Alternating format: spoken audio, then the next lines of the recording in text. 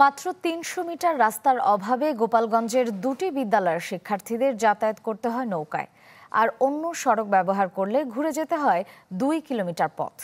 সন্তানদের ঝুঁকিপূর্ণ এমন চলাফেরায় আতঙ্কে থাকেন অভিভাবকরা।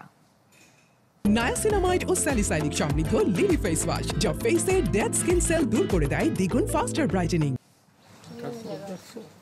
কোমলমতি শিশুদের যুদ্ধ বিদ্যালয়ে যেতে প্রতিদিন ঝুঁকি নিয়ে নৌকায় পার হতে হয় তাদের। ৩০০ মিটার সড়কের অভাবে প্রতিনিয়ত দুর্ভোগের শিকার গোপালগঞ্জ পৌরসভার দুটি বিদ্যালয়ের শিক্ষার্থীরা। বিদ্যালয়ে যেতে হয় ১০ টাকা নৌকা ভাড়া গুনতে হবে, অন্যথায় পাড়ি দিতে হবে ২ কিলোমিটার অতিরিক্ত পথ।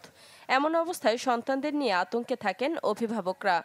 আমরা স্কুল আসতে পারি না, আমাদের জামা কাপড় ভিজে যায়, স্কুল আসতে সমস্যা হয়। ওরা সাঁতারও জানে না, আর এইখানে যে জল ওদের ঠাইও নাই।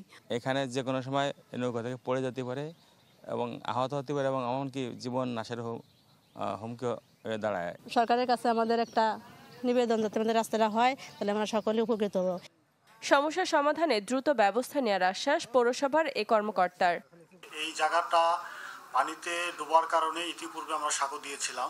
এবারও সাঁকোর জন্য এলাকার জনগণ যখন আসে, আমাদের পৌর প্রশাসক মহোদয় তাদেরকে বলে যে আমি ওখানে রাস্তা করে দিতে চাই, সাঁকো টেম্পোরারি সাঁকো নয়। যেখান দিয়ে রাস্তাটা হবে, যদি জায়গার কোনো সমস্যা না থাকে, তাহলে পৌরসভা থেকে অচিরেই আমরা রাস্তার ব্যবস্থা করে দেব।